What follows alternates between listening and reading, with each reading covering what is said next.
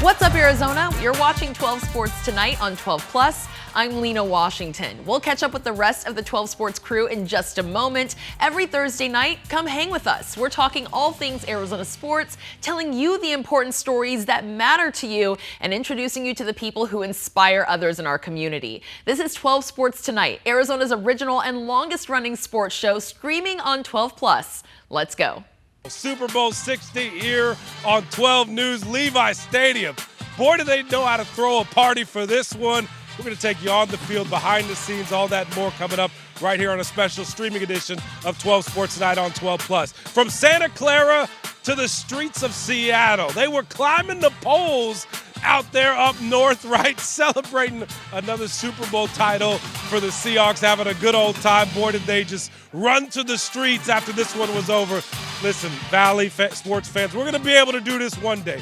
One day, this will all be us. I'm Cameron Cox. You're watching 12 Sports Tonight on 12+, streaming right here on the 12+ app for your TV. We're going to catch up with the rest of the crew here in just a moment. Lena Washington was out there at the Waste Management Phoenix Open all week. She's got reaction from the winner. Got a little crazy there towards the end with the playoff. And plus, the main reason we were here in the Bay Area all week long was Larry Fitzgerald going into the Hall of Fame, announced to the 2026 class. 12 Sports, the only local TV station with boots on the ground for that announcement, and they were one-on-one with him afterwards. You're going to hear from Fitz. You're going to hear from an emotional interview with his dad, Larry Fitzgerald Sr. So all that and more coming up right here on 12 Sports Tonight on 12+. You ever wonder what it looks like after the Super Bowl?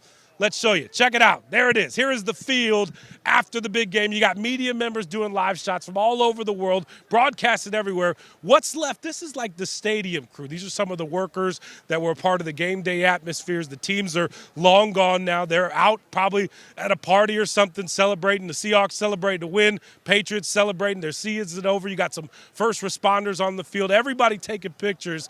But they don't turn these lights off for a long time. These crowds will hang around here for a while, as the football season, of course, has come to an end, and now we have to wait 6-7 more months until another game is played. But the game tonight, Seahawks, of course, beating the Patriots 29-13.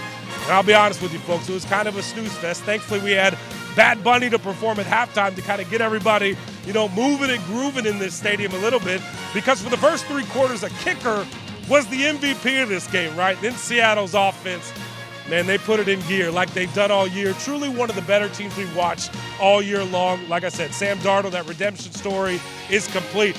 But the tone setter in this one was the Seahawks defense. They were just nasty. 6 sacks, 3 turnovers forced, a pick 6 that, of course, sealed it. And the MVP, Kenneth Walker, had a $135 on 27 carries. Listen, the score was 29-13, but the game wasn't even that close. The Seahawks dominated this one. Larry, just take me through the emotions. What are they, being a Hall of Famer? Man, it's I don't even know, man. Like it's been a week or so since I found out, and like it's still like it's sinking in, but it's still like not. It hasn't come to. I don't, man. Like being around these guys, that the time we had in the room when we first got together, I got a chance to meet the class for the very first time. Like every day, it's a new emotion that comes in. I saw my dad for the first time today since it's so every single day it's something new, something better. The experience gets even stronger. That moment on the stage when all the Hall of Famers came up there. I Lynn Swan and James Lofton and Michael, it's amazing, Cam. It's amazing. What did you say to your dad? Did you think about your mom at all? Absolutely. Sad that she's not here to, spend this time with us, but my dad, he made so many sacrifices for our family when things weren't easy, when mom battling for her life, and he kept us together and, continued to pour into my brother and I and give us every opportunity, connection, resource to be able to, just chase our dream, getting me the job as a ball boy.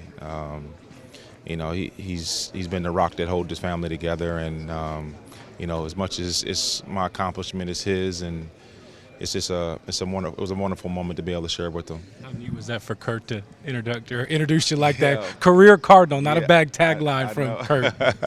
No, it was awesome, and got a chance to talk to Kurt, before, and obviously what he did for my career.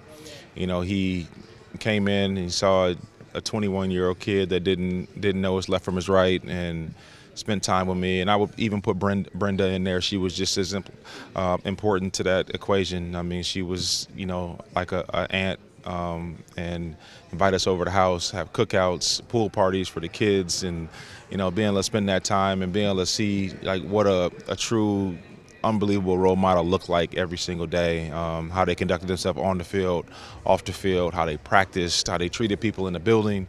It was like a textbook role model to be able to have at that age. And then for Randy to be the one to surprise you, I had a feeling it'd be someone from your ball boy days. Yeah, you know what? I was so surprised, man. I was down in Florida. I was actually at a board meeting for Dick's Sporting Goods, and my buddy Hollis reached out to me and said, "Hey Fitz, my new yacht is in the marina right across from where you're staying." I'm like, what is the likelihood of that happening, right? But I just wasn't putting two and two together. So I said, yeah, let's get together. So after my meeting, our board dinner, I went down and got in the car, and he drove me across the street, and we were talking about, all the amenities on the boats and the suede on the seat cushions and all the details. And they got you. They got you good. Man, he lured me right in there. I went up in the boat. I turned the corner, and Randy was there. And it just hit me smack dab in the face, because that was the first time I've seen Randy since his cancer went into remission. And, I know how hard the last year has been for him and his family. And so for him to take the time to get on a plane and come, make that moment that special for me, it meant a whole lot. And I think it just lets you know how tight the fraternity of men is. And so it meant the world to me. One team the entire time. Yeah. Just how special is Arizona, the Cardinals, to you? Yeah, I mean, it's home for me. I told Michael when I saw him over there, how much it meant for him, because for somebody to be able to stay in one place for that long, it's not always the player's choice. There's I played for 2 general managers. I played for 4 different head coaches. So like any one of those points, they could have said, "Hey, we can move on." And I told Michael how much I appreciated him just believing in me. Even when my skills started diminishing, and still found me, to be valuable enough to stay on the team. Later in my career, and that means a lot. And obviously the community of Arizona, what they've done in terms of pouring into me, and how they support my charity. It's been an unbelievable journey, and one that I'm just so thankful for. Do you have a favorite football memory that comes to mind in all of this? Yeah, I mean, there's a lot of unbelievable moments, up in Flagstaff. I remember my first practice, I held out for I think I missed. Darren was over at East Valley Tribune at that time. He wasn't even with the team yet. I was running a crossing route on 7-on-7, and Adrian Wilson hit me right underneath the chin. I wasn't even getting the ball. And I'm like, bro, what is going on? He said, man, get your ass up off the ground. And it was like one of those memories. He was just trying to get me riled up, and those I couldn't catch my breath. I couldn't even fight because I was so tired. That altitude up there, the air was so thin. But man, there's the memories that we have, just sitting around the locker room and hanging with the guys, all the amazing teammates that I had that, helped me, all the amazing coaches. The equipment staff, Machine and Tom Reed and Omo and all the guys that kept you on the field, and so I know I'm getting in the Hall of Fame, but I feel like I'm bringing so many people that contributed to my life in a meaningful way to help me get to this goal. He hit you again too after that Hail Larry in a full suit. Oh, in a full suit. I'll never forget that. I was everybody were texting me after, who was that dude that hit you in the end zone after the touchdown? I was like, oh, that's my homie Adrian, man, teammate. Yeah. You're going to be in the Hall of Fame. Yeah. It's just what is that? When you hear that, what comes to mind?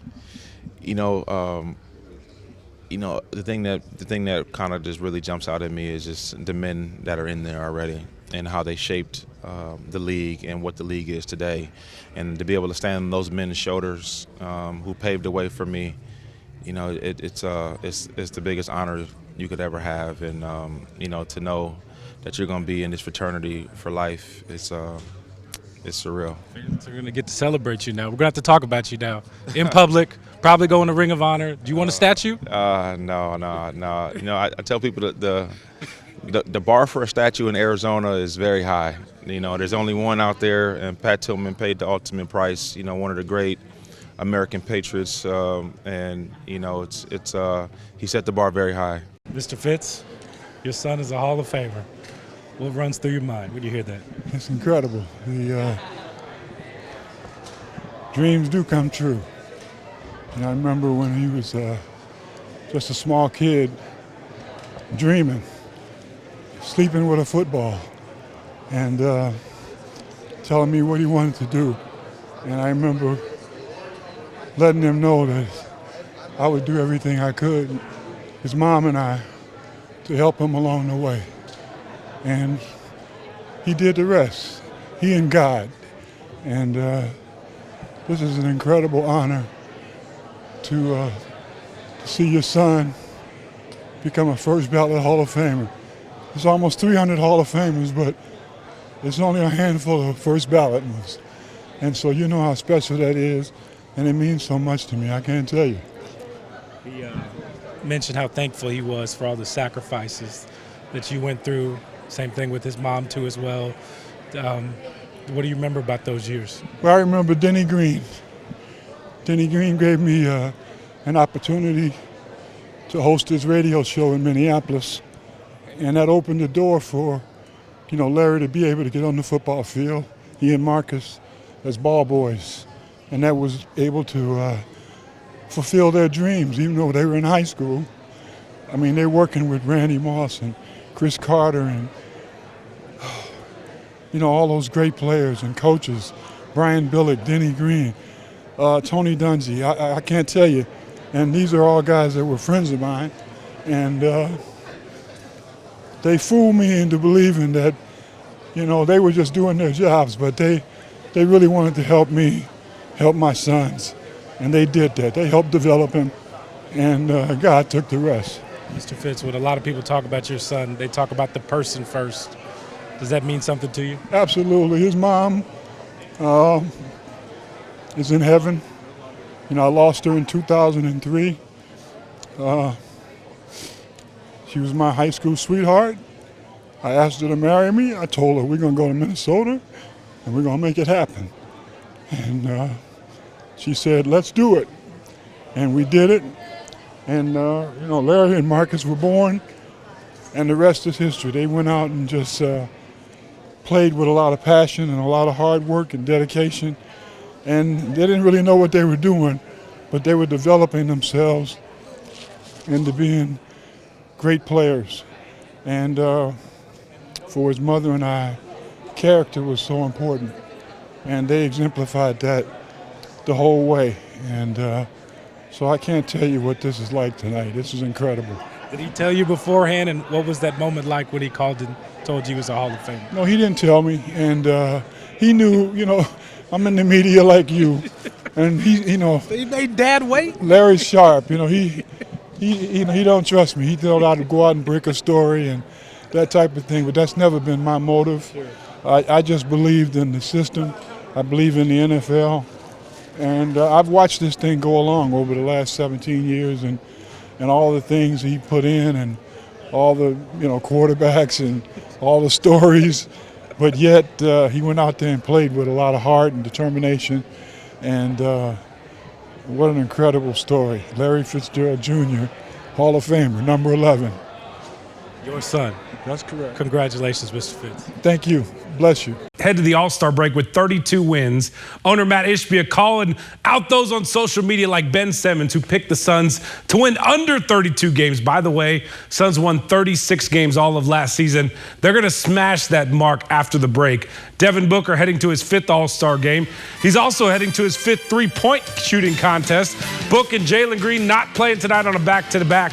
Grayson Allen still out, no magic whatsoever for the Suns. The former Perry Puma, Jalen Williams, just had his high school jersey retired last night, led all scorers with 28. Dylan Brooks picked up his 16th technical foul.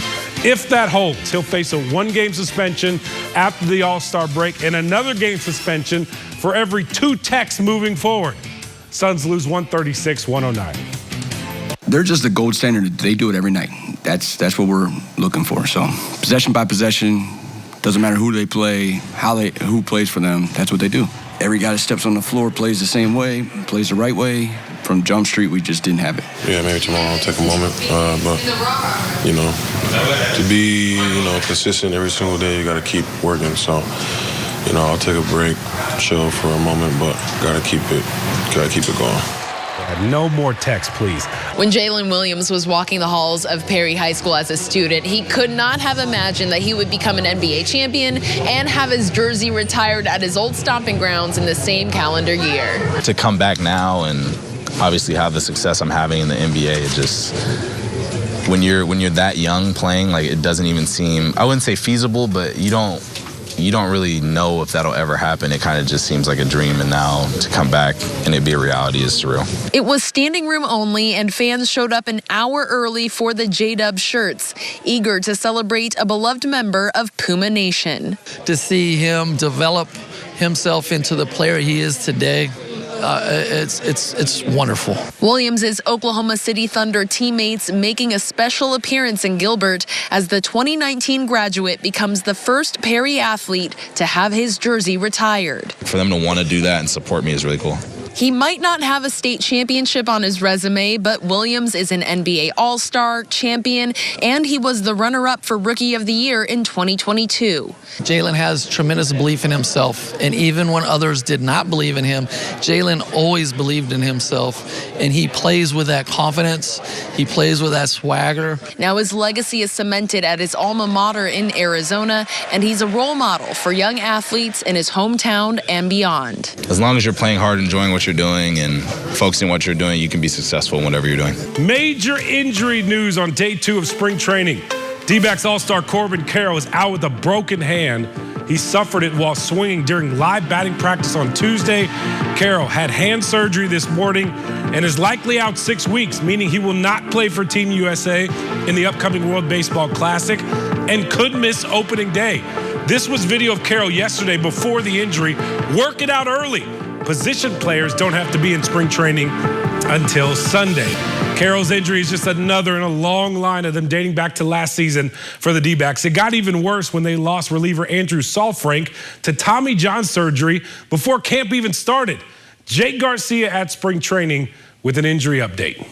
The Diamondbacks start spring training the same way they ended last season. Really, it's the same way they've been since last summer.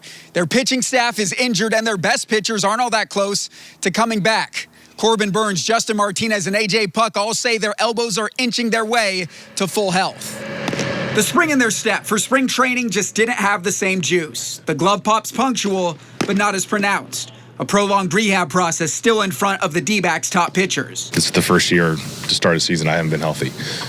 First year I won't be on the active opening day roster. Corbin Burns is lamenting his torn ligament, diminished on day 1 to watching and coaching and pleading his case. If it was up to me, I'd be throwing bullpens already, but the training staff's done a good job of kind of keep me slow and not trying to rush me back. The Snakes' top lefty reliever is fighting the same battle. I got my timeline and the team has theirs. It's one he's unlikely to win after an internal brace, but A.J. Puck says he's itching to pitch. I'm kind of looking around, figuring out, what am I going to do? On the days I'm not throwing. Being unable to do what you love, to do what you've been doing all your life, it's tough. Justin Martinez will be the last to come back. His second Tommy John derailed his second full season. I was feeling sad because I was chilling at home doing nothing with my freaking surgery in my arm. Injured UCLs could spell SOS to start the year. It's unfortunate we still got injuries we're dealing with from last year, but we're all on the mend, and hopefully we're back sooner rather than later. Because Burns, Martinez, and Puck will start the season on the shelf, the D-backs will use spring training to figure out who their replacements will be. Fifth starter and closer still up in the air. Torey Lovello said he'd like clarity, but likely won't have it until the end of March.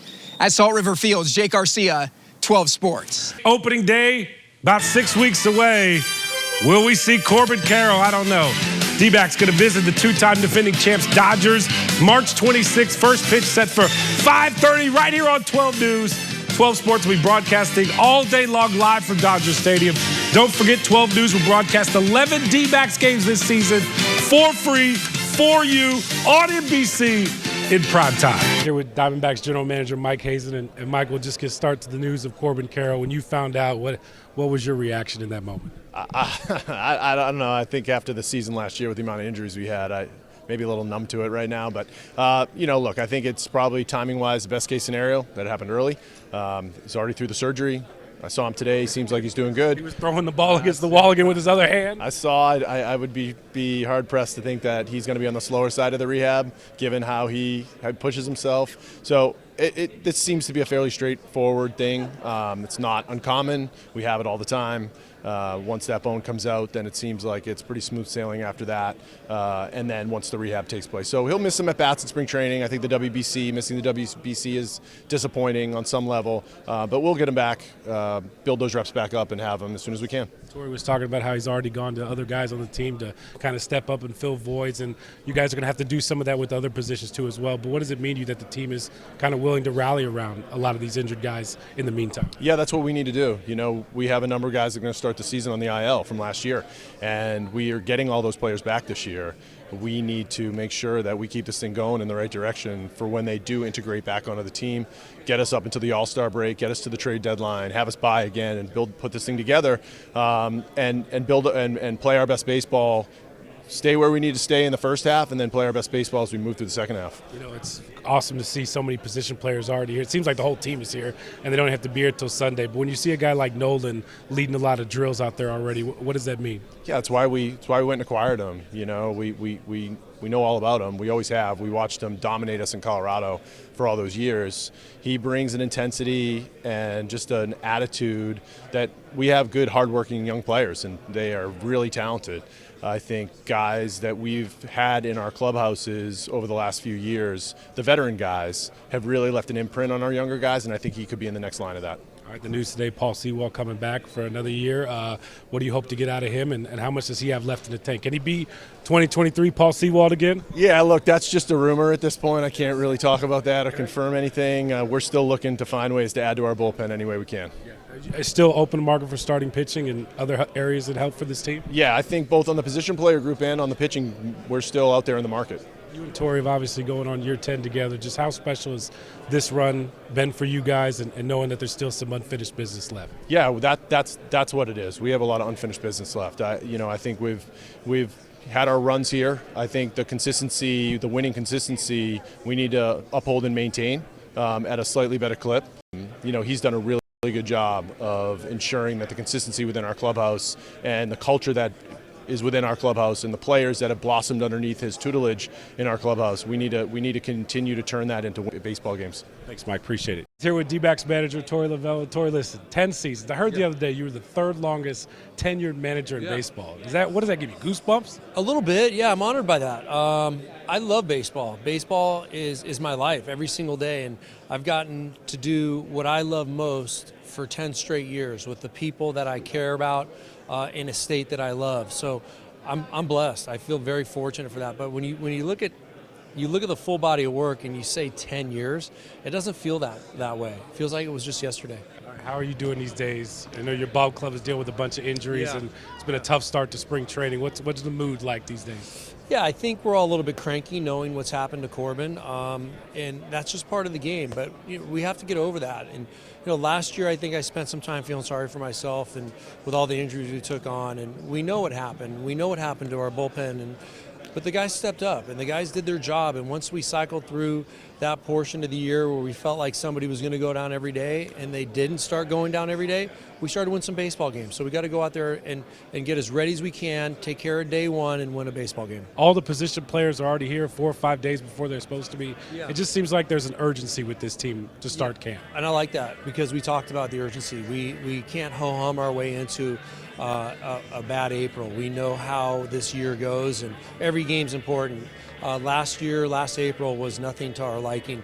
And we talked about it at the end of last year when we left the players. We said, when you walk into camp this year, there is going to be a sense of urgency. You guys have to create it, the coaches will create it, and then we got to go out there and win baseball games. All right, when you look at spring training, what do you most want to get out of your team leading up to opening day, which is, by the way, against the Dodgers in LA, kind of your neck of the woods, your hometown? Yeah, it's going to be a tough stretch. We know we got the Dodgers and we got Detroit right in back of that, so we're going to see some good pitching. I want to get out of spring training that this team is going to fundamentally be as ready as they possibly can. They're going to link up and create continuity. I think a connected team is a dangerous team. I've said that for a few years now, and this team is working on a very strong connection right now. I love what I see so far. When I met you 10 years ago, you didn't have any of this. Yeah. You didn't have any of this. What do we got going on with this beard now? Okay, so it's getting super gray, super white, and I can't hide it anymore. Grow it up, Tori. Oh, my God, yeah. So, I mean, I'm 60 years old, so it shows up this way, but I'm going to probably lose it. I'm going to probably shave it before the year starts. It's been a while since you've had the clean shave. Yeah, you just showed me a picture of my younger years, right? And I'm like, who's that guy? But, yeah, I want to maybe change the look. My next-door neighbor, got to love 8, 10-year-old little neighbors, right? They speak the truth. I saw him the other day, and he looked at me, and he's like, Tori, you look really old. Your beard is super gray. So I'm like, this thing's coming off. Yeah. Just like that, done. Yeah, I made up my mind at that moment. Okay, there we go. Thank you, next door neighbor. Tori, appreciate the time. All right, Cam, appreciate it.